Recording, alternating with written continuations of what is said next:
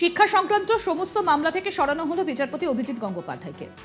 High court সূত্রে খবর, বিচারপতি গঙ্গোপাধ্যায়ের এজলাসে শিক্ষা সংক্রান্ত আর কোনো মামলার শুনানি হবে না। তার হাতে থাকা সমস্ত শিক্ষা মামলার দায়িত্ব দেওয়া হলো হাইকোর্টেরই অন্য বিচারপতিকে। মঙ্গলবার একটি নির্দেশিকা দিয়ে একথা জানিয়ে দিল কলকাতা হাইকোর্ট।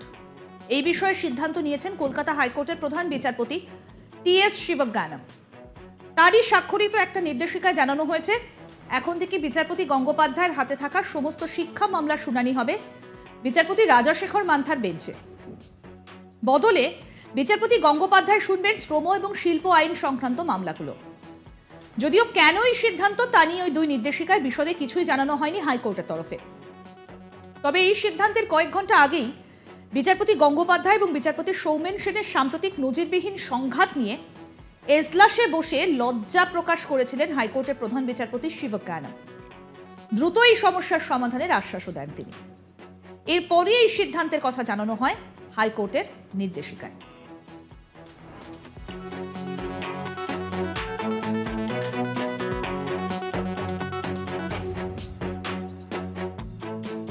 উল্লেখ্য, হাইকোর্টে প্রতিদিন কোন বিচারপতি কোন মামলা শুনবেন তা নির্দিষ্ট করা থাকে। এ নিয়ে একটি রস্টারও তৈরি করা হয়। সেই রস্টারের বিষয়ে চূড়ান্ত সিদ্ধান্ত নেন হাইকোর্টের মাস্টার অফ রস্টার তথা প্রধান বিচারপতি। মঙ্গলবারও বিচারপতিদের বিচার্য বিষয় বদল সংক্রান্ত এই নির্দেশিকা প্রধান বিচারপতি ইস্যু করেন।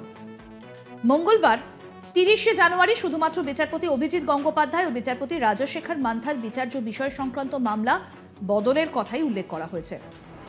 প্রসঙ্গত, সম্প্রতি বিচারপতি অভিজিৎ গঙ্গোপাধ্যায় ও বিচারপতি সৌমেন সেনের সংঘাত সুপ্রিম কোর্ট পর্যন্ত পৌঁছয়। বিচারপতি গঙ্গোপাধ্যায়ের বিচার্য ছিল হাইকোর্টের বিচারাধীন প্রাথমিক শিক্ষা সংক্রান্ত সমস্ত মামলা। তারও আগে শিক্ষা সংক্রান্ত সমস্ত মামলাই শুনতেন তিনি, কিন্তু পরে এসএসসি সংক্রান্ত মামলাগুলি অন্য বিচারপতির বেঞ্চে সরানো হয়। বিচারপতি গঙ্গোপাধ্যায়ের হাতে থাকে শুধুমাত্র প্রাথমিক শিক্ষা সংক্রান্ত মামলাগুলি। উল্লেখ্য, গতকাল রাতেই কলকাতা হাইকোর্টের আইনজীবীদের তরফে একটা চিঠি পাঠানো হয়েছিল প্রধান বিচারপতিকে, যে চিঠিতে প্রায় 253 জন আইনজীবীর স্বাক্ষর রয়েছে। চিঠির বয়ানে লেখা হয়, গত 25শে জানুয়ারি বিচারপতি অভিজিৎ গঙ্গোপাধ্যায় রাজ্যের অ্যাডভোকেট জেনারেল কিশোর দত্তকে যে ভাষায় অপমান করেছেন তা আইন বিরুদ্ধ। রাজ্যের অ্যাডভোকেট জেনারেলের পদটি সাংবিধানিক। তাকে অপমান করা মানে সংবিধানের অবমাননা করা। প্রধান বিচারপতি যেন অবিলম্বে পদক্ষেপ করেন। বিচারপতি গঙ্গোপাধ্যায় মেডিকেল ভর্তি সংক্রান্ত মামলায় রাজ্যের অ্যাডভোকেট জেনারেলের সঙ্গে কথোপকথনের সময় বলেন, আপনি কার পাদুকা লেহন করে দ্বিতীয়বার রাজ্যের অ্যাডভোকেট জেনারেল হয়েছেন তা আমার জানা আছে। পাল্টা রাজ্যের অ্যাডভোকেট জেনারেল কিশোর দত্ত বলেন, তিনি শুনেছেন বিচারপতি গঙ্গোপাধ্যায় আসন্ন লোকসভা নির্বাচনে বিজেপির প্রার্থী হচ্ছেন। পাশাপাশি বিচারপতি গঙ্গোপাধ্যায় বিচার পদ্ধতিকে নষ্ট করছেন। এই বিষয়ে প্রতিক্রিয়া জানিয়েছেন তৃণমূল মুখপাত্র কুণাল ঘোষ। তিনি বলেন, অভিজিৎ গঙ্গোপাধ্যায় তার রাজনৈতিক উইশ লিস্ট প্রকাশ করে ফেলছিলেন বারবার। তিনি নিজেই নিজেকে প্রশ্নের মুখে দাঁড় করিয়ে দিয়েছিলেন। আসুন শোনাই কি বলেছেন তৃণমূল মুখপাত্র কুণাল ঘোষ। অভিজিৎ গঙ্গোপাধ্যায় বারবার তার রাজনৈতিক উইশ লিস্টটাকে প্রকাশ করে ফেলছিলেন। অভিজিৎ গঙ্গোপাধ্যায় তিনি নিজে পেশাগত যখন ছিলেন, তিনি তখন এই শিক্ষার ব্যবস্থাটার মধ্যেই তিনি ছিলেন।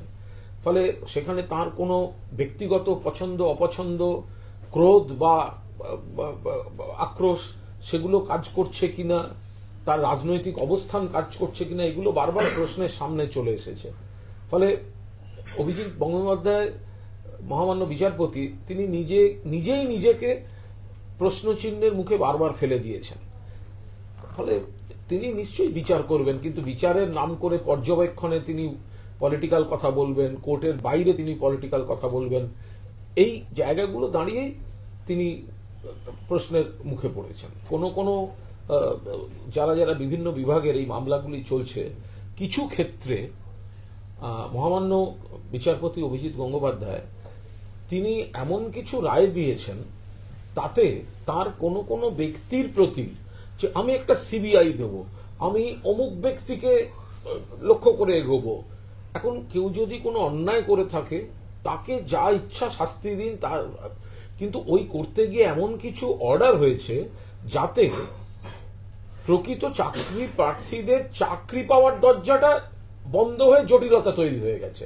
অর্থাৎ অভিজিৎ গঙ্গোপাধ্যায়ের প্রাথমিকতা হয়ে গিয়েছে রাজনৈতিক প্রতিদ্বন্দ্বীদের বা রাজনীতিতে যাদের পছন্দ করছি না তাদেরকে কিভাবে বিড়ম্বনায় ফেলা যায়, এই করতে গিয়ে যে আইনি জটটা তৈরি করে ফেলেছেন, তাতে যারা আন্দোলনকারী তারাও এটা বুঝতে পারছেন, খোলাখুলি বলছেন তারা, এই নয় যে তারা বলছেন।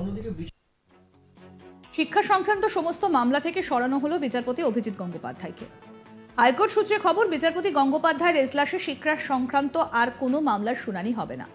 তার হাতে থাকা সমস্ত শিক্ষা মামলার দায়িত্ব দেওয়া হলো হাইকোর্টেরই অন্য বিচারপতিকে।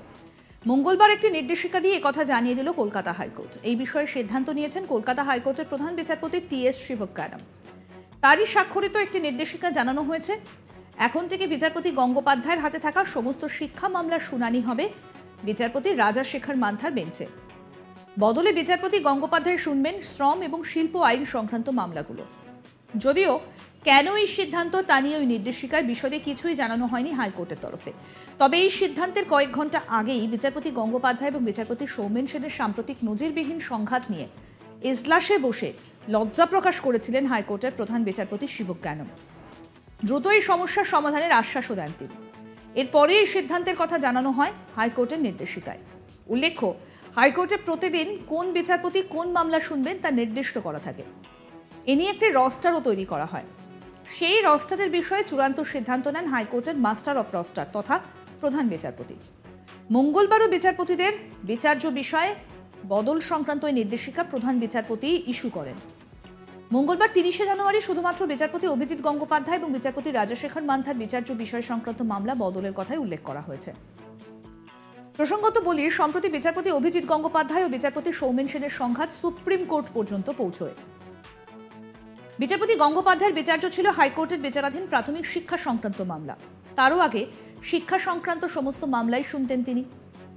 কিন্তু পরে এসএসসি সংক্রান্ত মামলাগুলি অন্য বিচারপতির বেঞ্চে সরানো হয়। বিচারপতি গঙ্গোপাধ্যায়ের হাতে থাকে শুধুমাত্র প্রাথমিক শিক্ষা সংক্রান্ত মামলাগুলো। উল্লেখ্য, গতকাল রাতেই কলকাতা হাইকোর্টের আইনজীবীদের তরফে একটা চিঠি পাঠানো হয়েছিল প্রধান বিচারপতিকে, যে চিঠিতে প্রায় 253 জন আইনজীবীর স্বাক্ষর রয়েছে। চিঠির বয়ানে লেখা হয়, গত 25শে জানুয়ারি বিচারপতি অভিজিৎ গঙ্গোপাধ্যায় রাজ্যের অ্যাডভোকেট জেনারেল কিশোর দত্তকে যে ভাষায় অপমান করেছেন তা আইন বিরুদ্ধ। রাজ্যের অ্যাডভোকেট জেনারেলের পদটি সাংবিধানিক। তাকে অপমান করা মানে সংবিধানের অবমাননা করা। প্রধান বিচারপতি যেন অবিলম্বে পদক্ষেপ করেন। প্রসঙ্গত, বিচারপতি গঙ্গোপাধ্যায় মেডিকেল ভর্তি সংক্রান্ত মামলায় রাজ্যের অ্যাডভোকেট জেনারেলের সঙ্গে কথোপকথনের সময় বলেন, আপনি কার পাদুকা লেহন করে দ্বিতীয়বার রাজ্যের অ্যাডভোকেট জেনারেল হয়েছেন তা আমার জানা আছে। পাল্টা কিশোর দত্ত বলেন, তিনি শুনেছেন বিচারপতি গঙ্গোপাধ্যায় আসন্ন লোকসভা নির্বাচনে বিজেপির প্রার্থী হচ্ছেন। এ বিষয়ে আরও আপডেট পেতে আজ তাক বাংলার ইউটিউব চ্যানেল সাবস্ক্রাইব করুন, নোটিফিকেশন পেতে বেল বাটন অপশন প্রেস করুন। এই ভিডিও সম্পর্কে আপনাদের মতামত জানান, কমেন্ট করুন, শেয়ার করুন, হোয়াটসঅ্যাপে ফলো করুন আজ তাক বাংলা।